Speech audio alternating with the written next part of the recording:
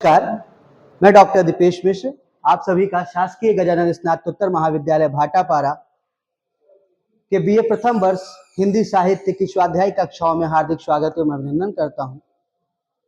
आज हम सब अपनी प्रथम कक्षा लेने जा रहे हैं, जिसमें हम हिंदी साहित्य के पाठ्यक्रम पर चर्चा करेंगे कि हिंदी साहित्य का पाठ्यक्रम कैसा है और हमें क्या क्या पढ़ना है।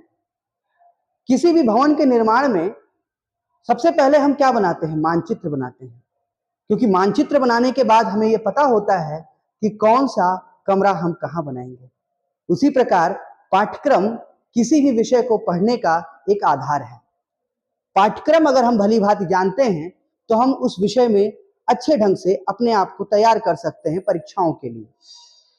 अब हम यहाँ पर हिंदी साहित्य के पाठ्यक्रम पर आपसे चर्चा करेंगे, लेकिन सबसे पहला प्रश्न आता है कि हिंदी साहित्य का जो पाठ्यक्रम है उसमें साहित्य क्या है। वागर्था विवशम पित्तो वागर्था प्रतिपत्तये जगता पितरो वंदेति पार्वती परमेश्वरो। जिस प्रकार अर्धनारेश्वर रूप में भगवान शिव और माता पार्वती सम्मिलित रूप से पूरे विश्व का कल्याण करते हैं, उसी प्रकार शब्द और अर्थ के मेल से ही साहित्य का निर्माण होता है। साहित्य जिसमें सबका हित समाहित हो वो होता है साहित्य। साहित्य समाज का दर्पण होता है। साहित्य के माध्यम से मनुष्य अपनी संवेदनाओं को व्यक्त करने का एक सुगम रास्ता खोजता है। अगर साहित्य ना हो तो शायद मनुष्य की भावनाएं मनुष्य के मन में ही दबी रह जाएं, लेकिन साहित्य के माध्यम से मनुष्य अपनी संवेदनाओं का संप्रेषण कर पाता है। आज हम 21वीं सदी में जी रहे हैं, फिर भी इस तकनीक के दौर में भी साहित्य का विशेष महत्व है। अगर साहित्य को अगर हम बेहतर ढंग से समझते हैं, पढ़ते हैं, तो हम एक नवीन जीवन की ओर अग्रसर होते हैं। आइए अब हम पाठ्यक्रम पर चर्चा करते हैं। हिंदी साहित्य का इतिहास, ये आपके पेपर का नाम है। अब बहुत सारे बच्चों को अपने पेपर का नाम ही नहीं पता होता है, लेकिन यहाँ पर ये पेपर का नाम है हिंदी साहित्य का इतिहास। जैसा कि आप देख रहे हैं कि इसमें टोटल आपको 4 इकाइयां पढ़नी है। कुल मिलाकर 4 इकाइयों का आपका ये पाठ्यक्रम है, जो एक संतुलित पाठ्यक्रम है, जिसमें हिंदी साहित्य के आधे इतिहास के बारे में आपको पढ़ना है, क्योंकि आधुनिक काल आपके पाठ्यक्रम में नहीं शामिल किया गया है, वो अगले सेमेस्टर में शायद शामिल किया जाए। इसमें पहली जो इकाई है वो है हिंदी साहित्य का इतिहास एवं काल विभाजन। हिंदी साहित्य का इतिहास एवं काल विभाजन। हिंदी साहित्य के इतिहास लेखन की एक परंपरा है, जिसको समझे बिना हम हिंदी साहित्य के बेहतर ढंग से तथ्यों को नहीं समझ सकते। हिंदी साहित्य में कितने प्रकार के कवि हुए, उन्होंने कौन कौन सी रचनाएं लिखी, उसमें क्या दिखाई देता है या समाज से उसको क्या प्रेरणा मिलती है, ये सारी बातें हम हिंदी साहित्य के इतिहास लेखन के माध्यम से ही समझ सकते हैं। चाहे वो हिंदी ही नहीं, किसी भी साहित्य के बारे में अगर बेहतर ढंग से जानना है तो उस साहित्य का इतिहास ही हमें उस समय की काल समय परिस्थितियों से अवगत करा सकता है। अगर आज से कई वर्षों पूर्व हमारे समाज में की दशा कैसी थी, वहां की परिस्थितियां कैसी थी, राजनीतिक धार्मिक परिस्थितियों में क्या स्वरूप था उनका, ये समझने के लिए हमें मुख्य रूप से उस समाज का हमें साहित्य पढ़ना चाहिए। चाहे वो हिंदी का साहित्य हो, अंग्रेजी साहित्य हो, फ्रेंच साहित्य हो, हम हर देश का साहित्य हमें वहां की सामाजिक, आर्थिक, धार्मिक और सांप्रदायिक प्रवृत्तियों के बारे में बताता है, परिस्थितियों के बारे में बताता है कि लोग कैसा सोचते थे, क्या विचार रखते थे या समाज में क्या परिवर्तन आया।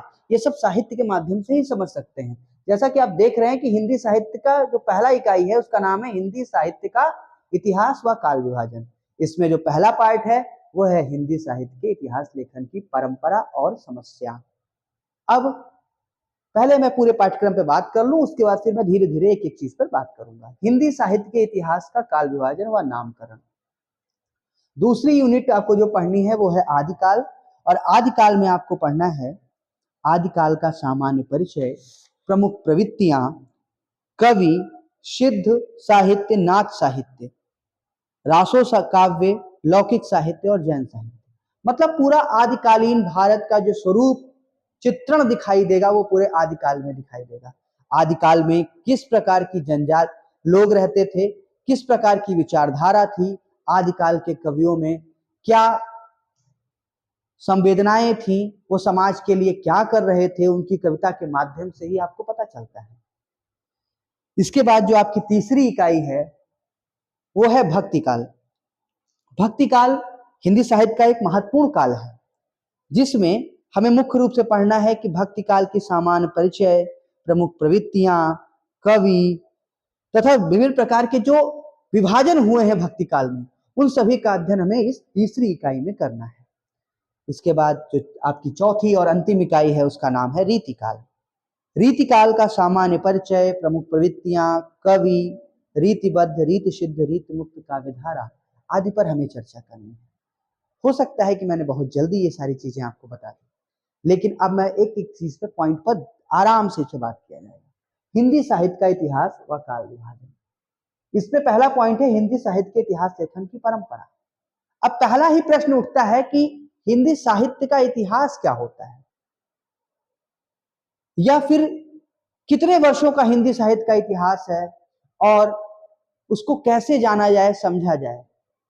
तो मैं आपसे एक निवेदन करूंगा कि आप हिंदी साहित्य के विद्यार्थी हैं और आप प्रथम चरण में हैं, तो कम से कम कुछ पुस्तकें आपकी हिंदी साहित्य से संबंधित आपके पास होनी चाहिए, जिसमें एक पुस्तक है हिंदी साहित्य का सरल इतिहास, डॉक्टर विश्वनाथ त्रिपाठी की। ये 120-150 पेज की किताब है और आपको एक बेहतर ढंग की समझ विकसित करने के लिए ये किताब बहुत महत्वपूर्ण है। इसके अतिरिक्त कुछ किताबों का नाम मैं आपको बता रहा हूं, आप इसको नोट भी करते चलिएगा। और अभी मेरे हाथ में एक पुस्तक है हिंदी साहित्य का इतिहास, आचार्य रामचंद्र शुक्ल। यह पुस्तक हिंदी साहित्य का सबसे व्यवस्थित इतिहास है। इससे पहले बहुत सारे इतिहास ग्रंथ लिखे गए, उस पर हम चर्चा करेंगे अपने इकाई 1 के अंतर्गत। लेकिन इस पुस्तक को दिखाने का मात्र एक उद्देश्य मेरे समझ में यही आता है कि आप हिंदी साहित्य के विद्यार्थी हैं, तो आपके पास कम से कम मूलभूत पुस्तकों का होना अति आवश्यक है। शिक्षक आपको रास्ता दिखा सकता है, चलना विद्यार्थियों को ही है। क्योंकि कबीर ने भी कहा है, गुरु गोविंद दो खड़े काके लागो पाओ, बलहारी गुरु आपनो गोविंद देव बताए। तो सदगुरु अगर प्रसन्न होगा तो वो रास्ता बताएगा, और ये हरि कृपा से ही संभव है। इसलिए आपको मैं रास्ता बता रहा हूं, आप बेहतर ढंग से उस पर प्रयास करिए, मैं आपके साथ हूं। और कुछ और एक पुस्तक मेरे पास है, वो भी मैं आपको दिखा देना चाहता हूं, हिंदी साहित्य उद्भव और विकास, आचार्य हजारी प्रसाद द्विवेदी। ये दोनों विद्वान हिंदी साहित्य के महत्वपूर्ण विद्वानों में गिने जाते हैं। और सबसे बड़ी अच्छी बात है कि ये दोनों अध्यापक हैं, शिक्षक हैं। शिक्षकों ने इतिहास ग्रंथ लिखा और उनके इतिहास ग्रंथ में वो विद्यार्थियों के दृष्टिकोण से ही लिखा गया। तो बहुत सारी चीजें आपको जानने समझने को मिलेंगी। साहित्य पढ़ने का मतलब है संवेदनाओं को पढ़ना, समाज को पढ़ना, क्योंकि आज 21वीं सदी में संवेदनाओं का क्षरण हो रहा है। आप साहित्य पढ़िए तो केवल पास होने के लिए मत पढ़िए, साहित्य को जीने के लिए पढ़िए। जैसा कि दूसरा हिंदी साहित्य के इतिहास का काल विभाजन और नामकरण। अब मैं एक बात आपको बताऊं, पहले हिंदी साहित्य के इतिहास के बारे में बात करते हैं कि हिंदी साहित्य का इतिहास क्या है। आचार्य रामचंद्र शुक्ल ने अपनी पुस्तक में हिंदी साहित्य के इतिहास की एक बेहद खूबसूरत परिभाषा दी है। वो कहते हैं, जबकि प्रत्येक देश का साहित्य वहां की जनता की चित्तवृत्तियों का संचित प्रतिबिंब होता है। यह निश्चित है कि जनता की चित्तवृत्ति के परिवर्तन के साथ साथ साहित्य के स्वरूप में भी परिवर्तन होता जाता है। आदि से अंत तक इन्हीं चित्तवृत्तियों को परखते हुए साहित्य परंपरा के साथ उनका सामंजस्य बैठाना ही साहित्य का इतिहास कहलाता है। मैं इस परिभाषा को अब आपको समझाऊंगा। जबकि प्रत्येक देश का साहित्य, कोई बात नहीं है कि केवल भारत का ही साहित्य, वो किसी भी देश का साहित्य हो, अमेरिका का साहित्य हो, ब्रिटेन का साहित्य हो, जर्मन का साहित्य हो, किसी भी देश का साहित्य है तो वो कहाँ का है, वो कैसा साहित्य होता है। किसी भी देश का साहित्य वहां की जनता की चित्त वृत्तियों का संचित प्रतिबिंब होता है। मैं दो शब्द यहां पर आपके सामने लिखूंगा। एक तो है, क्या एक पॉइंट बताया गया इसमें, जनता की चित्त वृत्ति, जनता की चित्त वृत्ति, और एक दूसरा शब्द इसमें आता है प्रतिबिंब। ये जनता की चित्तवृत्ति क्या है? सामान्य तरीके से अगर विचार किया जाए तो साहित्य हमारे और आपके बीच से ही उगता है। कोई साहित्यकार, लेखक किसी दूसरी दुनिया से आकर कविताएं या रचनाएं नहीं लिखता है।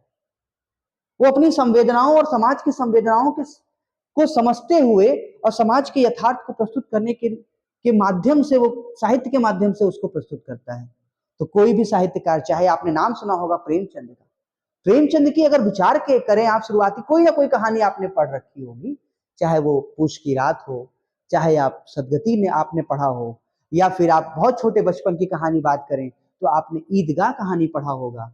मुझे विश्वास है कि प्रेमचंद एक ऐसे कथाकार हुए जो हिंदी साहित्य के विद्यार्थियों के अतिरिक्त भी पढ़े जाते हैं, जो रेलवे स्टेशन पर भी उनके साहित्य को पढ़ा जाता है और बड़ी बड़ी विश्वविद्यालयों की हिंदी की कक्षाओं में भी दूसरे विषयों के लोग भी प्रेमचंद को पढ़ते हैं। ऐसा क्यों है? क्योंकि उनको तो कोई आवश्यकता नहीं है, लेकिन किस लिए पढ़ते हैं? क्योंकि साहित्य उन्होंने जो लिखा वो जनता की चित्त वृत्ति का साहित्य है। जनता की चित्त, चित्त माने हृदय, वृत्ति माने इच्छाएं। जनता की जो प्रवृत्तियां हैं, जो उनकी विशेषताएं, उनकी जो इच्छाएं हैं, वो क्या होता है कि बार बार बदलती रहती है। और अच्छा साहित्यकार वही है जो उन चित्तवृत्तियों के बदलते स्वरूप के साथ सामंजस्य बिठाकर यथार्थ का वर्णन कर सके। क्योंकि कोई भी साहित्य संक्षिप्त साहित्य नहीं है, कल्पना का ही साहित्य नहीं होता है, मात्र यथार्थ का भी पुट उसमें होता है। यथार्थ और कल्पना के सम्मिलित रूप से जो साहित्य उत्पन्न होता है वह साहित्य एक उच्च कोटि का साहित्य कहलाता है। मैं अब देखिए, कबीर ने कितनी छोटी सी दो पंक्तियों में कितनी महत्वपूर्ण बातें कह दी। कबीर ने कहा, धीरे धीरे रे मना, धीरे से सब होए, माली सींचे सौ घड़ा, ऋतु आए फल होए। अब ये जो यथार्थ बताया उन्होंने कि धीरे धीरे रे मना, ये मनुष्य को एक धैर्य बांधने का एक दोहा है। धैर्य जब मनुष्य खोने लगता है तब वो धैर्य को प्राप्त करता है इस दोहे के माध्यम से। धीरे धीरे रे मना, धीरे धीरे ही सब कुछ होता है। धीरे धीरे रे मना, धीरे से सब होए, धीरे से ही सब होता है। माली सींचे सौ घड़ा, कोई उद्यान का माली है, वो 100 घड़ा पानी भी डाल दे, लेकिन बिना ऋतु आए फल की प्राप्ति नहीं हो सकती। तो साहित्य हमें धैर्य भी सिखाता है, इसीलिए साहित्य का अध्ययन जरूरी है। जनता की चित्तवृत्ति का प्रतिबिंब है। The literature is the reflection of human feelings. मतलब कोई भी साहित्य जनता की चित्तवृत्तियों का ही प्रतिबिंब है। वही जो जनता जी रही है, हम भी, जो भी लेखक है, कवि है, उपन्यासकार है, निबंधकार है, वो हमारे बीच का है, हमारे ही साथ रहते हैं वो लोग, और वो समाज को जिस दृष्टिकोण से देखते हैं, समझते हैं और उसको अपनी लेखनी के माध्यम से प्रस्तुत करते हैं। तो साहित्य सबका हित जिसमें समाहित हो वो साहित्य है। लोक मंगल की भावना से लिखा गया साहित्य उच्च कोटि का साहित्य है। गोस्वामी तुलसीदास ने लोक मंगल की साधना अवस्था का काव्य लिखा है, रामचरितमानस। अब ये चित्तवृत्तियां कैसी कैसी होती हैं, शुक्ल जी ने ये भी बताया है। तो मैं इस पे आपको ये शुक्ल जी के अनुसार जो चित्तवृत्तियां बताई गई उस पर भी हम बात कर लेते हैं। शुक्ल जी ने बताया कि साहित्य की जो चित्तवृत्तियां होती हैं, पहली क्या होती है? राजनीतिक चित्तवृत्ति होती है, राजनीतिक। दूसरी जो चित्तवृत्ति होती है वो होती है सामाजिक। तीसरी जो चित्तवृत्ति होती है वो होती है धार्मिक।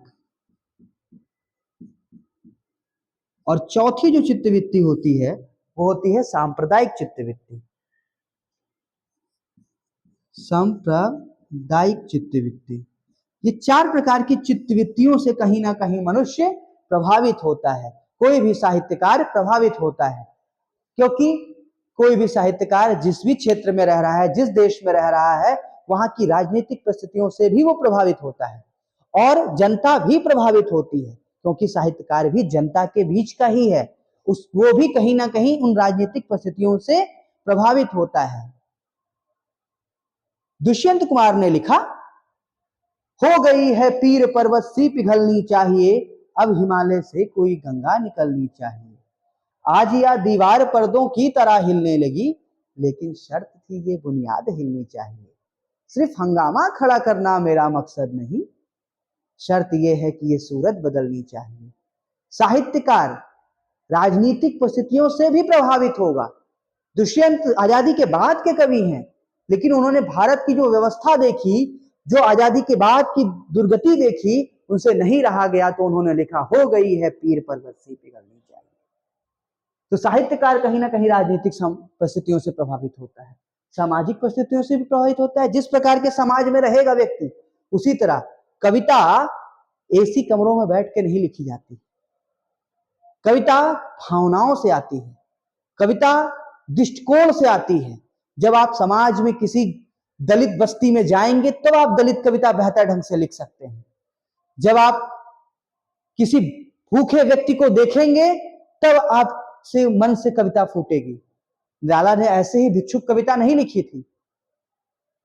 उन्होंने किसी भिक्षुक को देखा होगा, समझा होगा उसके दुख दर्द को, तो कहीं ना कहीं ऐसी कविता, धार्मिक कविताएं, बहुत सारे जो आपको आदिकालीन साहित्य मिलेगा, वो धार्मिक साहित्य की श्रेणी में आचार्य रामचंद्र शुक्ल ने उसको रखा है कि जितने भी आदिकालीन साहित्य है, चाहे वो नाथ हो, जैन हो, सिद्ध हो, उनको उन्होंने धार्मिक साहित्य कहा, क्योंकि मुख्य रूप से जितने भी शुरुआती साहित्य आदिकाल में मिले, वो नीति के दोहे तो लिख रहे थे, साथ ही साथ वो बार बार अपने संप्रदाय को बढ़ाने के प्रयास में भी कविताओं की रचना कर रहे थे। अगला चौथा विषय, सांप्रदायिक चित्तवृत्तियां। सांप्रदायिक चित्तवृत्ति, आज 21वीं सदी में सांप्रदायिकता बड़ी तीव्रता से बढ़ रही है। सांप्रदायिक होने का मतलब क्या है?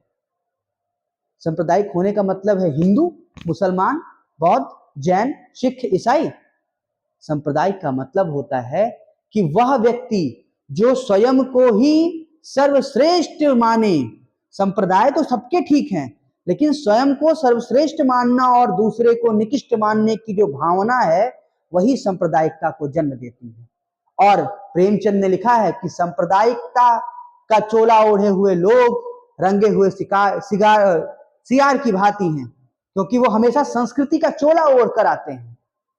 क्योंकि कोई भी धर्मावलंबी लोग कभी भी धर्म को आडंबर के रूप में प्रस्तुत कर रहे हैं, तो आप सतर्क रहिए, क्योंकि संप्रदाय और धर्म दोनों अलग अलग चीजें हैं। सांप्रदायिक नहीं होना चाहिए व्यक्ति को, सांप्रदायिक भावना से बचने का प्रयास करना चाहिए। ये मेरा व्यक्तिगत विचार है, इसमें आप अपनी विचारधारा अपने हिसाब से सोच सकते हैं। अब जैसा कि मैंने इतनी बातें आपको बताई, जबकि ये सब आपको पहली यूनिट में मुझे बेहतर ढंग से बतानी है, अभी मैं दोबारा भी जब आपकी क्लासेस लूंगा तो उसमें बताऊंगा। अब अगली बात आती है कि ये तो हिंदी साहित्य का मैंने इतिहास बताया कि हिंदी साहित्य का इतिहास होता क्या है, लेकिन अब दूसरा प्रश्न, हिंदी साहित्य के इतिहास का लगभग 1000 वर्षों का इतिहास है, जिसको अलग अलग विद्वानों ने अलग अलग हिसाब से काल विभाजित किया है। क्योंकि 1000 वर्षों का इतिहास पढ़ना है तो काल विभाजन अति आवश्यक है, कि क्योंकि कोई विस्तृत सामग्री है, अगर हम उसको विभाजित करके पढ़ेंगे तो ही हम ढंग से चीजों को समझ सकते हैं। तो इस प्रकार अगर हम देखें तो सबसे व्यवस्थित जो इतिहास ग्रंथ है, जो मैंने आपको पुस्तक भी दिखाई आचार्य रामचंद्र शुक्ल की, उसमें आचार्य रामचंद्र शुक्ल ने हिंदी साहित्य को मुख्यतः 4 भागों में विभाजित किया है। नंबर 1 आदिकाल, जिसको उन्होंने वीर गाथा काल कहा है। नंबर 2 भक्ति काल, नंबर 3 रीतिकाल, नंबर 4 गद्य काल, जिसको आधुनिक काल की संज्ञा दी जाती है। तो ये 4 कालों में पूरा हिंदी साहित्य का इतिहास विभाजित है। लेकिन सौभाग्य की बात आपकी यह है कि प्रथम सेमेस्टर में आपको मात्र आदिकाल से रीतिकाल तक का अध्ययन करना है। ठीक है, तो ये दूसरा जो आपकी इकाई है, आदिकाल, भक्तिकाल, रीतिकाल। आदिकाल में हम लगभग 5 प्रकार के साहित्यों को पढ़ेंगे। भक्ति काल की बात करें तो भक्ति काल में भी कई विभाजन हुए हैं। भक्ति काल का मुख्य विभाजन जो होता है वो 2 प्रकार से है, निर्गुण भक्ति धारा और सगुण भक्ति धारा। इसमें भी निर्गुण भक्ति धारा में भी दो प्रकार की काव्य धाराएं निकल रही हैं, काव्य शाखाएं हैं उसमें, ज्ञानाश्रयी शाखा और प्रेमाश्रयी शाखा। और जो सगुण भक्ति धारा है उसमें भी दो प्रकार की शाखाएं हैं, राम भक्ति शाखा और कृष्ण भक्ति शाखा। इन सब का अध्ययन हम भक्ति काल के अंतर्गत करेंगे। अगला जो आपका इकाई है, चौथी इकाई, यह है रीतिकाल। रीतिकाल का समय लगभग संवत 1700 से लेकर 1900 विक्रमी तक है। मतलब मुगल शासनकाल का जो दौर है वही रीतिकाल का समय है। और रीतिकाल में भी मुख्य रूप से श्रृंगारिक रचनाएं, नक्शिक वर्णन, नायिका भेद, इन सारी चीजों पर बात की गई। अब अगर हम विचार करें तो रीतिकाल में मुख्य रूप से 3 प्रकार के विभाजन आपको दिखाई देते हैं। कौन कौन से? रीति मुक्त धारा, रीति सिद्ध कवि, रीतिबद्ध कवि और रीति मुक्त कवि। रीतिबद्ध, रीति सिद्ध, रीति मुक्त, ये 3 प्रकार के कवि, इनका अध्ययन हम रीतिकाल के अंतर्गत करेंगे। और ये पाठ्यक्रम बहुत ही व्यवस्थित ढंग से है और हम इसको व्यवस्थित ढंग से ही पढ़ेंगे। आज मेरा उद्देश्य मात्र था कि आपको थोड़ी एक रूपरेखा आपको बता दी जाए कि आपका पाठ्यक्रम कैसा है। इस पाठ्यक्रम को समझना भी आपके लिए बेहद आवश्यक है, क्योंकि कभी कभी हम बिना पाठ्यक्रम समझे पढ़ाई प्रारंभ कर देते हैं तो फिर हमारे अध्ययन में व्यवधान उत्पन्न होता है। मैं आप सभी से उम्मीद करूंगा कि मेरे पढ़ाने और बताने का तरीका आपको शायद कुछ बेहतर लगा हो, तो इसको आप बेहतर ढंग से देखें, समझें और अपने इस पूरे सिलेबस का गहन अध्ययन करने के लिए मैं आपके साथ हमेशा बना रहूंगा। तब तक के लिए धन्यवाद।